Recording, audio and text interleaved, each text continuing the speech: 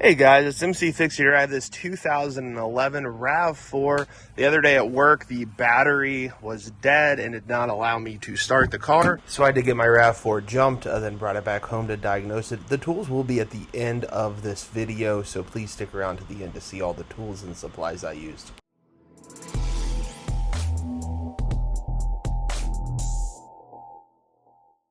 So we're going to go ahead and diagnose it. Go ahead and pop the hood release. You go ahead and lift up just to the right side. You're going to press up.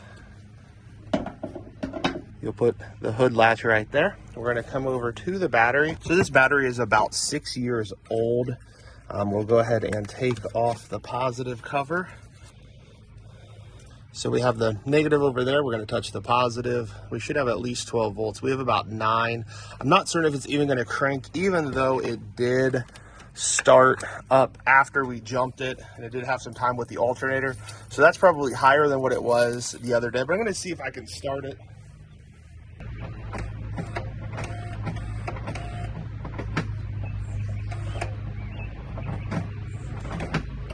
Sure how well you could hear or see that, but there is nothing, completely dead. And so we need to go ahead and swap out batteries. So the old battery is a 24F.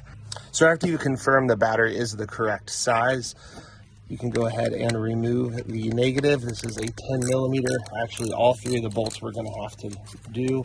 So this, you just have to get to where you can get it loose. I like to stick it back over here. Make sure never to drop anything between these two, because that could create a spark or even an electrical shock for you. And this one was not put on very well. I could spin it by hand. It is a 10 millimeter as well, so we'll put that back on properly. And it does look like they made it to where I have to be able to get the plastic piece off here. I was hoping I could just release it up and over this, but it's not going to work. Make sure to save this. So we do have a number of these little pieces we do have to get up, and these ones are kind of cool. You can just push them down and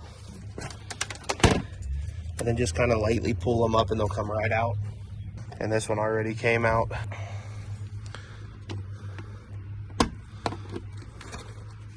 Then we got a couple more on this side, so just press them in. You may not have to do the whole way across, but I just am, just for ease of use. So you can go ahead and put those off to the side as well. Piece will just kind of come out and up, just like so, just to give us access to this bolt right here. Thankfully, Toyota's smart. They made them all 10 millimeter, which I thoroughly appreciate. And we'll just go ahead and pull that back.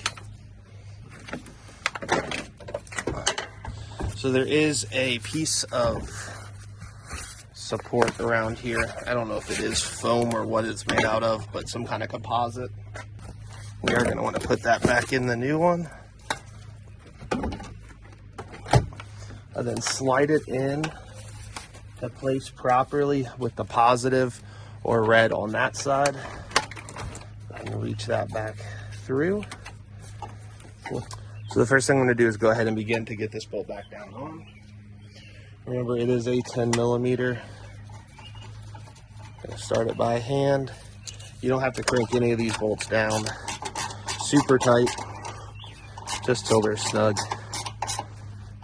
And then this little one in the back sometimes falls down to the side, and so you'll have to fish it back into place.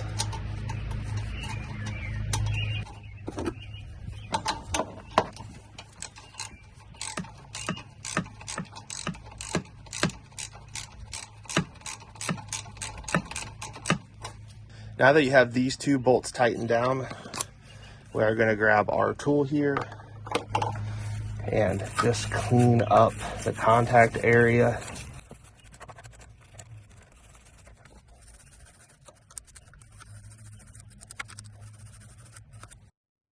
So the next thing I'm going to do, sometimes the caps will just come off, other times you will need some kind of a pry tool.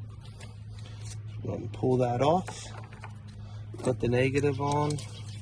Make sure not to over tighten these. I have seen people do it so tight that they don't work anymore.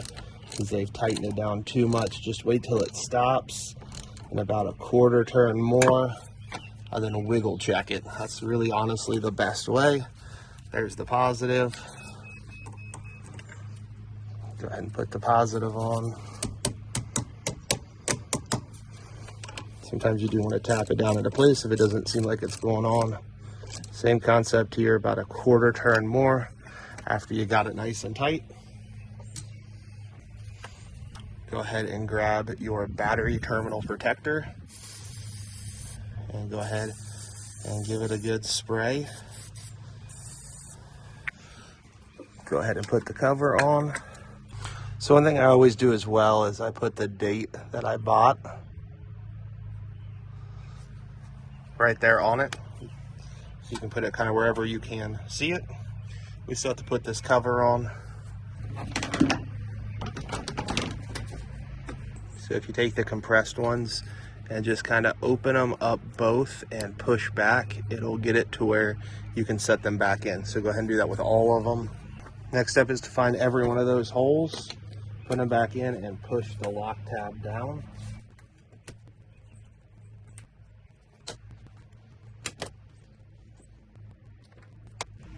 So now each one of those are back into place. We're gonna go ahead and test our new battery.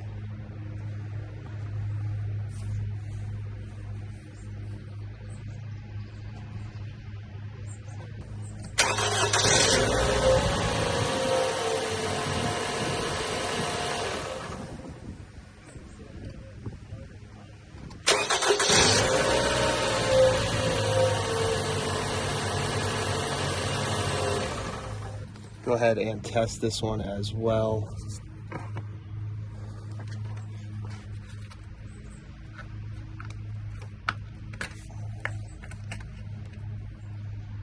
So you can see it's at 12.5 volts. So much better than our previous battery. You're all set. The last thing to do is come on over, pull up on the hood a little bit, put this back in its holder, and drop to shut it. Here are the tools and the supplies I used. Make sure to get a battery. I got this one from Sam's Club. You can get them really from anywhere. Honestly, I think they're all about the same anymore. They don't last long, that's what I'm trying to say. 3-year warranty on this guy. It is a 24F. It's a little higher cold cranking amps and cranking amps than my current Duralast in here. Battery protective for the terminals. This stuff works really well. It is kind of weird because it sprays on red, but when it goes clear, you actually need to add more to it. A 10mm. Some kind of battery terminal cleaner. These are pretty inexpensive and do a really good job of cleaning everything up, then a voltmeter. I also used a little pry tool here and a Sharpie as well. I hope this was helpful. If you do have any questions, please make sure to go ahead and comment down in the comment section below. If you've not subscribed yet, make sure to do so as well. Thank you guys so much for watching. I hope you have a great day.